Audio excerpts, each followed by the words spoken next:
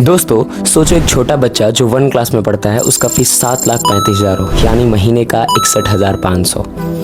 जी हाँ, ये बात सच है। बेंगलोर के एक इंटरनेशनल स्कूल की यही फीस स्ट्रक्चर है जिसने पूरे देश को हिला के रख दिया है। अब सवाल ये है कि पढ़ाई एक हक है या कोई लग्जरी आइटम जो सिर्फ अमीर ही अफोर्ड कर सकते हैं। तो आज के वीडियो में हम बात करेंगे कि किस तरीके से हमारे देश के अंदर स्कूल की फीस और क्वालिटी में अमीर और गरीब के बच्चों का गैप कैसे बढ़ता चला जा रहा है। इस वीडियो को हम 4 पार्ट में क्लियर करेंगे और लास्ट में मैं आपको कंक्लूजन भी बताऊंगा, तो वीडियो लास्ट तक देखना अपने बच्चों के लिए या अपने फ्यूचर के लिए। ये एक बेंगलुरु के इंटरनेशनल स्कूल की फीस स्ट्रक्चर है जिसमें एक 1 क्लास का बच्चा जिसका फीस 7,35,000 एनुअली है 1 साल का, मीन्स अगर महीने का अगर हम निकाल के देखें तो 61,250 रुपया। उसमें डेवलपमेंट फ़ी, ये फ़ी, ड्रेस चेंज और बहुत सारी एक्सपेंसेस होती हैं। वो तो सिर्फ फीस है और बीच में एग्ज़ाम हो गया, ये फंक्शन, ये कल्चरल प्रोग्राम, बहुत सारी चीज़ें हैं। और ये सिर्फ बेंगलुरु की बात नहीं है, मुंबई, हैदराबाद या जो भी बड़े बड़े मेट्रोपॉलिटन सिटीज़ हैं,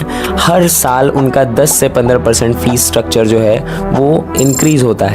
और दूसरी तरफ बात करें हमारे गवर्नमेंट स्कूल की, तो टूटे बेंच, टीचर्स की कमी, सिलेबस पुराने और भी बहुत सारी दिक्कतें हैं जिसकी वजह से ये गैप जो है वो साल भर साल बढ़ते चला जा रहा है। पार्ट 2, पेरेंट्स द्वारा झेले जाने वाली परेशानियां। आज के मिडिल क्लास लोगों की या मिडिल क्लास पेरेंट्स की सबसे बड़ी प्रॉब्लम होती है अपने बच्चे की पढ़ाई और उसका एडमिशन करवाना किसी अच्छे स्कूल में।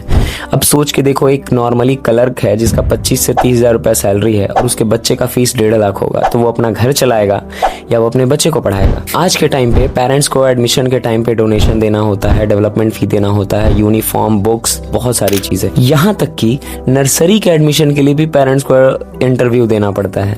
बहुत सारे ऐसे स्कूल हैं। आज के टाइम पे एजुकेशन एक रेस बन चुका है जिसमें सिर्फ और सिर्फ एक लोग एक चीज जीत रहा है, वो है पैसा। अगर आपके पास पैसा नहीं है तो आप अनएजुकेटेड रह जाओगे और बहुत सारी परेशानियों का सामना भी करना पड़ेगा। पार्ट 3, सबसे बड़ा प्रॉब्लम, हम लोग एक आजाद देश में रहते हैं जहाँ पे we have a right to equality, और यहाँ पे सबसे खराब इनइक्वालिटी कहाँ है? एजुकेशन में। एक तरफ एक प्राइवेट इंटरनेशनल स्कूल जो अपने स्कूल में एसी बसेस और स्मार्ट बोर्ड और बहुत सारी फैसिलिटीज प्रोवाइड करता है, वहीं दूसरी तरफ आप गवर्नमेंट स्कूल में चले जाओ, यहाँ तक कि गवर्नमेंट स्कूल में बच्चियों का फीमेल्स का या गर्ल्स का, छोटी लड़कियों का टॉयलेट का अच्छा व्यवस्था नहीं होता है। और बहुत सारे जगहों पे तो ऐसे देखा जाता है कि टीचर्स स्कूल ही नहीं आते, स्कूल आते भी हैं तो बस अटेंडेंस को क्लियर करने।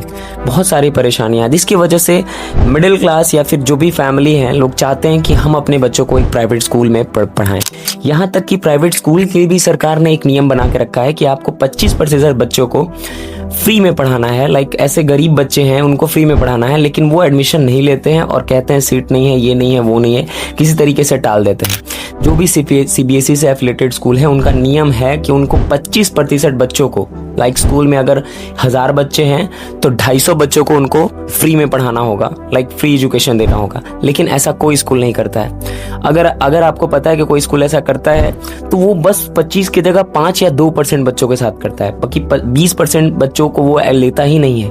ठीक है, कोई ना कोई बहाना मार रहा है। नेशनल सैंपल सर्वे ऑर्गेनाइजेशन के तहत हमारे देश के अभी भी 45% स्टूडेंट्स जो हैं वो सरकारी स्कूल में पढ़ रहे हैं। अब सोचो, उन सरकारी स्कूल में जो व्यवस्था नहीं है, वो 45% स्टूडेंट्स का फ्यूचर क्या ही होगा। रिजल्ट क्या होता है कि अमीर बच्चों को best English, best exposure, best job के चांसेस, सब कुछ अच्छा मिलता है, और दूसरी तरफ गरीब बच्चा एक बेसिक पढ़ाई के लिए स्ट्रगल करता है। अब बहुत सारे बच्चों को देखे होंगे कि बड़े बड़े जो हाई पोस्ट पे पहुंचते हैं, उनका स्ट्रगल बैक स्टोरी जाके देखो। कोई सब्जी बेच रहा है, कोई ये कर रहा है, और वो तब फिर भी अपना कोशिश करके निकलता है। लेकिन फिर भी बहुत सारे ऐसे लोग हैं जो एक बेसिक एजुकेशन के लिए बहुत स्ट्रगल करते हैं क्योंकि उनके पास पैसों की कमी है। अब बात करते हैं इसका सॉल्यूशन या कंक्लूजन। सॉल्यूशन सिंपल है, लेकिन उसके लिए पॉलिटिकल विल चाहिए। हमारी सरकार को बहुत एक्टिव होना चाहिए, सरकार को इस पे बहुत ज्यादा काम करना चाहिए। पहला, प्राइवेट स्कूल की फीस पे लिमिट लगनी चाहिए कि आप इतना से ज्यादा फीस नहीं बढ़ा सकते। दूसरा,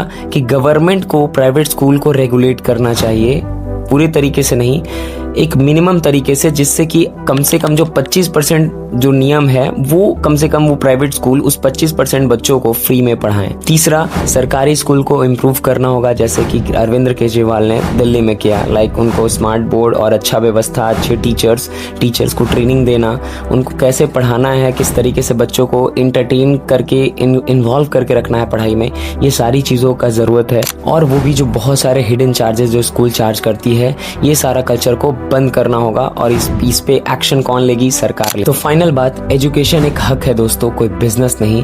अगर आज हम लोगों ने इसके प्रति आवाज़ नहीं उठाया तो ये 7,35,000 कल 15,70,000 हो जाएगा, मतलब ऑलमोस्ट डबल हो जाएगा।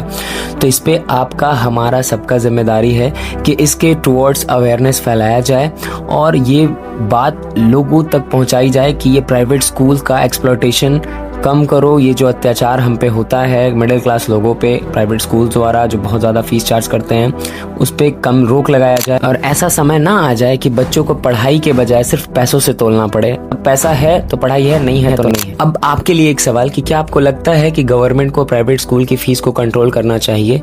अगर आपको ऐसा लगता है तो अपनी राय कमेंट सेक्शन में बताइए। और आपको लगता है कि ये वीडियो बहुत अवेयरनेस के लिए है और आप ऐसी बातें दूसरों तक पहुंचाना चाहते हैं, तो जितना हो सके इस वीडियो को शेयर कीजिए। मिलते हैं दोस्तों अगले वीडियो में।